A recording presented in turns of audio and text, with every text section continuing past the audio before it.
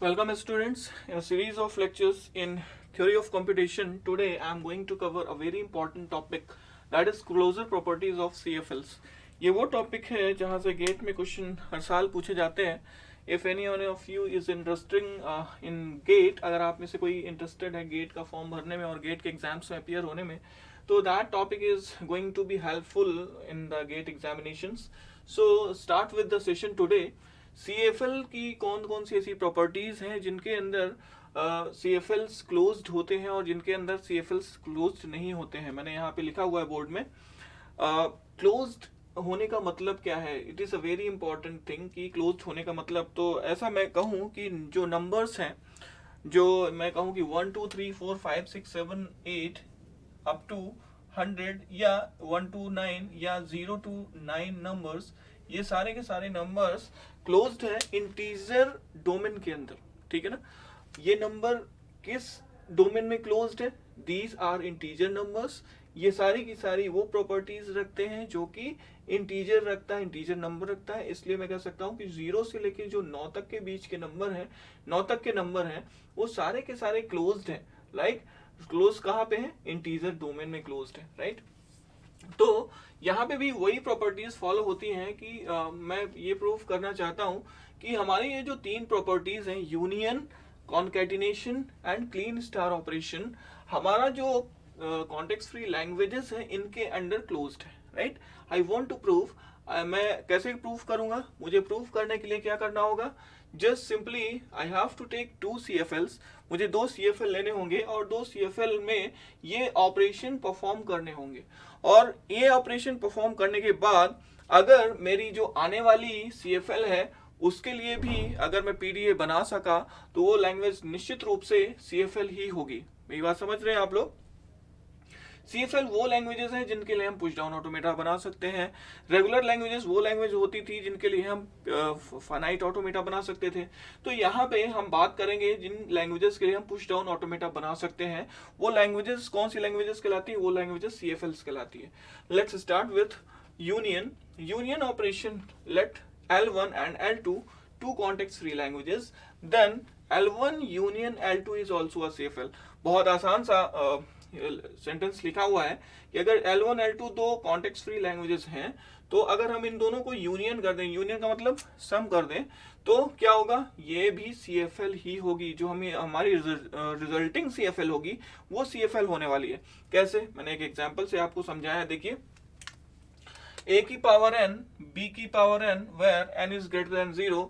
आपको याद होगा हमने इस लैंग्वेज के लिए पुश डाउन ऑटोमेटा बनाया हुआ है. और इसी तरीके से L2 एक लैंग्वेज है जो C की पावर m और D की power m, where m is greater than 0. इसके लिए भी हम आसानी से पुश डाउन ऑटोमेटा बना सकते हैं. इन दोनों में सिमिलैरिटी है, ये इनमें सिर्फ हमने ये m और n का फर्क किया है, बाकी दोनों सेम है. राइट? तो यहाँ पे अगर मैं इनके लिए ग्रामर बनाना चाहूँ तो कैसे बनाऊंगा? देखिए, अगर आपको ग्रामर बनाने में दिक्कत हो रही है तो आप मेरे उस ग्रामर वाले वीडियो को जाकर देखिए. वहां पे मैंने बताया हुआ है कि ग्रामर कैसे बनाते हैं. यहाँ पे मैं वो डिटेल डिस्कशन नहीं करूंगा. अगर किसी को प्रॉब्लम है तो गो टू दैट वीडियो जहाँ पे मैंने ग्रामर बनाना आपको सिखाया हुआ है. राइट? ओके, तो लेट्स टॉक अबाउट कि इसके लिए अगर मैं ग्रामर बनाना चाहूँ तो बहुत आसान है. A produces small a, capital A, B and AB. और इसके लिए अगर मैं ग्रामर बनाऊंगा that will come B produces small c, capital B, D और CD. या राइट? तो अगर हम इनको यूनियन करेंगे तो डेफिनेटली यूनियन ऐसा ही आने वाला है. A की पावर n, B की पावर n, यूनियन का साइन लग जाएगा सिंपली C की पावर m और D की पावर n, जहां पे m is greater than 0. This is a condition. Now अगर मैं इसकी बात करूं तो इसके लिए कैसे आप बना सकते हैं मशीन? बहुत आसान है इसके लिए मॉडल बनाना. आप एक स्टेट Q0 से स्टार्ट कीजिएगा. एक तरफ A की पावर n और B की पावर n के लिए बना लीजिएगा और दूसरी तरफ A की पावर m और B की पावर m के लिए बना लीजिएगा. कुछ नहीं करना है, जस्ट स्टार्ट पुश A को पुश कर दीजिए सारे के सारे, और जब यहाँ पे B आए उतने बीस को पॉप कर दीजिए. या ये है, या तो हम इस डायरेक्शन में जाएंगे या तो इस डायरेक्शन में जाएंगे. बहुत आसानी से आप बना सकते हैं. लॉजिक सेम है जैसा कि मैंने आपको पुश डाउन ऑटोमेटा में बताया था. Right? Okay, you can create this very easily. इसकी ग्रामर की बात करूं तो जब हम इसे यूनियन करेंगे तो S प्रोड्यूसेस A और B where A produces A small capital A B AB or B produces small c capital BD and CD. Now ये जो हमारी लैंग्वेज है ये ही CFL है. आप बना के देखिएगा, आपके लिए इसके लिए आप पुश डाउन ऑटोमेटा बहुत आसानी से बना पाएंगे. Now let me talk about the concatenation. Concatenation जो प्रॉपर्टी है, कॉन्कैटिनेशन के अंडर भी आपका CFL क्लोज्ड होता है. क्लोज्ड होने का मतलब कि अगर मैं दो लैंग्वेजेस L1 और L2 उठाता हूँ, एग्जाम्पल में सेम उठाने वाला हूँ जो कि मैंने यहाँ पे उठाया है L1 और L2, तो L1 और L2 को जब मैं कॉन्कैटिनेट करूंगा तो जो मेरी रिजल्टिंग CFL होगी वो भी क्या होगी, क्लोज्ड होगी इस पर्टिकुलर कॉन्कैटिनेशन ऑपरेशन के अंदर. राइट? कैसे? आप देखिए जो रिजल्टिंग लैंग्वेज है वो क्या बनी है मेरी, L1 डॉट L2 करने से A की पावर n, B की पावर n, C की पावर m और D की पावर n. और अगर मैं इसके लिए PDA बनाना चाहूँ तो कैसे बनाऊंगा, बहुत आसान है. A को पुश करो, फिर B को A के करस्पॉन्डिंग पॉप करो, सारे के सारे A क्या हो जाएंगे, पॉप हो जाएंगे. नाउ अगेन पुश C और C को पुश कीजिए और D को C के करस्पॉन्डिंग पॉप कर दीजिए. बहुत आसानी से बन जाएगा. It is not difficult, it's very easy. बना के देखिएगा बहुत आसानी से. इसके लिए भी आप ग्रामर बना सकते हैं, बहुत आसान है. देखिए वहां पे मैंने A और B लिया था, तो यहाँ पे सिर्फ डिफरेंस कितना है कि S प्रोड्यूसेस AB करना पड़ेगा क्योंकि ये कॉन्कैटिनेशन ऑपरेशन है. Okay, now come to the third one, that is a closed under Kleene star operation. इसमें क्या होगा, let we have a language L, A की पावर n, B की पावर n. अगर मैं इसका क्लीन स्टार लूंगा, क्लीन स्टार सभी को पता है कि क्लीन ऑपरेशन क्या होता है, क्लीन क्लोजर क्या होता है. मतलब हम स्टार ऑपरेशन परफॉर्म करेंगे और स्टार ऑपरेशन परफॉर्म करेंगे तो जो ये खुल के आने वाला वो क्या बनेगा, A की पावर n, B की पावर n का पावर 1, फिर क्या बनेगा, A की पावर n, B की पावर 2. तो अल्टीमेटली ये जो लैंग्वेज बनने वाली ये भी एक CFL ही होगी. आप इसे ओपन करके देखिएगा, बहुत आसानी से ओपन हो जाएगा. राइट? आपको बस वैल्यूज रखना है स्टार की जगह 1 2 3 0 अप टू एन, जहां तक आप चाहें, और इसके लिए आसानी से आप PDA बना सकते हैं. अब कुछ ऐसे ऑपरेशन हैं जिनके अंदर ये CFL जो कॉन्टेक्स्ट फ्री लैंग्वेज है हमारी वो क्लोज्ड नहीं है. तो what we have to do, ऐसे कौन से ऑपरेशन है, तो यहाँ पे मैं कुछ ऑपरेशंस की बात करता हूँ, जैसे इंटरसेक्शन ऑपरेशन है और कॉम्प्लीमेंटेशन ऑपरेशन है. ये दो ऑपरेशन है जिनके अंदर हमारा ये CFL को क्लोज्ड नहीं है. तो देखिए यहाँ पे इंटरसेक्शन जब आप दो लैंग्वेजेस का करेंगे तो हो सकता है कभी कभी ऐसा हो कि कुछ ऐसी लैंग्वेजेस हो जिनका इंटरसेक्शन करने पे आपको ऐसा कोई यू कैन से CFL मिल जाए जो कि क्लोज्ड हो. इस क्लोज का मतलब कि उसके लिए आपको पुश डाउन ऑटोमेटा बनाए और बन भी जाए. लेकिन बहुत सारी ऐसी लैंग्वेजेस आपको मिल जाएंगी जिनको जब आप इंटरसेक्शन ऑपरेशन करेंगे तो जब आप उनके लिए PDA बनाने की कोशिश करेंगे तो उनके लिए PDA बनाना मुश्किल हो जाएगा, मतलब नहीं बन सकता, नामुमकिन हो जाएगा. तो यहाँ पे मैंने एक ऐसा ही एग्जांपल लिया है जहाँ पे ये दोनों लैंग्वेजेस कॉन्टेक्स्ट फ्री हैं. आप इनके लिए PDA बनाइएगा, बहुत आसानी से बन जाएगा. कैसे बनेगा देखिए, मैं आप तरीका बताता हूँ. A को पुश कीजिए, B को A के करस्पॉन्डिंग पॉप कीजिए और जब C मिलता है तो what you have to do, C को क्या करना है, आपको C को रीड करा देना है, रीड ऑपरेशन करा देना है. राइट? अगर नहीं बनता है तो please send me the comment, मैं इसके लिए भी PDA बना के आपको दे दूंगा. बहुत आसान है. राइट? ट्राई कीजिएगा. यहाँ पे A की पावर m, B की पावर n और C की पावर n के लिए भी सेम जो यहाँ पे लगाया वहीं पे यहाँ पे हम लगाना है. जैसे पहले A को रीड करा दीजिए, B को पुश कीजिए और जब C के करस्पॉन्डिंग B को पॉप कर दीजिए. तो बहुत आसान है इन दोनों के लिए PDA बनाना. तो L1 और L2 के लिए मैंने PDA बना लिया. ये दोनों CFL है, ये मुझे पता है.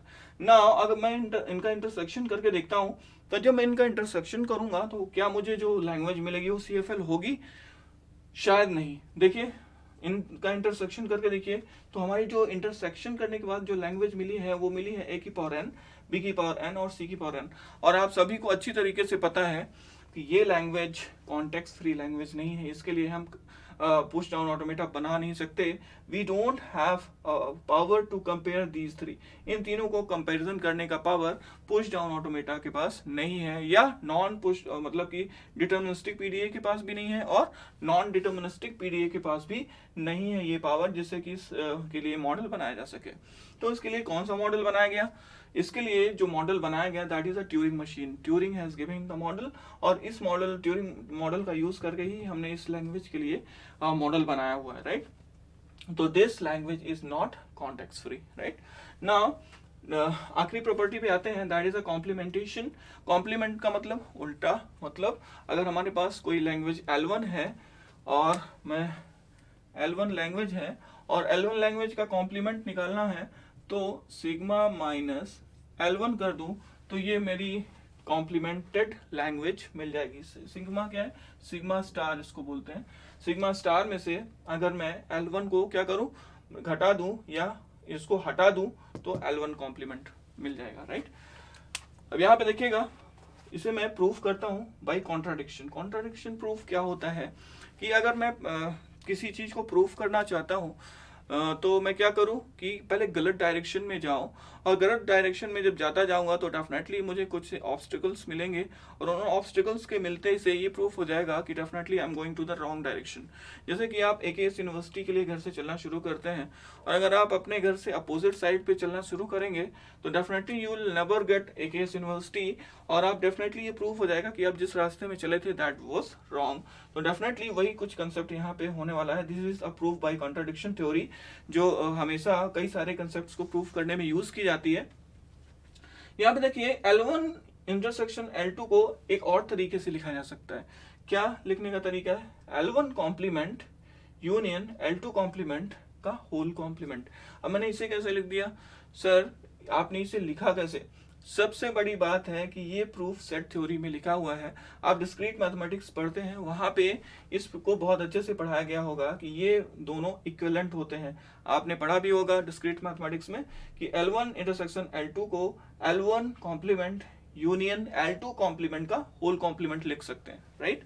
नाउ प्रूफ करने के लिए सबसे पहले मैं ये मानता हूं कि L1 कॉम्प्लीमेंट क्या है, क्लोज्ड ऑपरेशन है। किसके अंडर, कॉम्प्लीमेंटेशन के अंदर, राइट। नाउ जो L2 का कॉम्प्लीमेंट करें अगर लैंग्वेज का तो वो भी क्लोज्ड होगी। डेफिनेटली हमने पढ़ा है कि यूनियन ऑपरेशन क्या होता है, क्लोज्ड होता है। तो हमने उल्टा माना है, तो जब यूनियन क्लोज्ड है तो L1 complementation union L2 complementation ये भी क्लोज्ड होगा, डेफिनेटली क्लोज्ड होगा।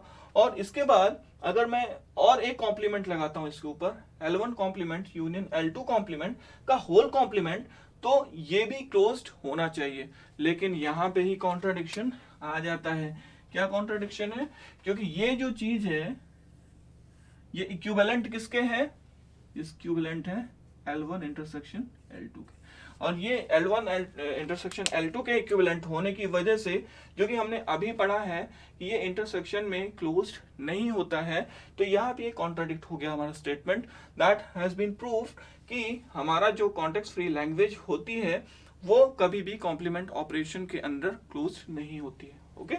तो यहाँ पे हमने कुछ प्रॉपर्टीज के बारे में पढ़ा, that is a very important properties of context free languages. इसको पढ़िए, अगर कहीं समझने में दिक्कत होती है तो मुझे कमेंट्स के थ्रू बताइए। Thank you very much.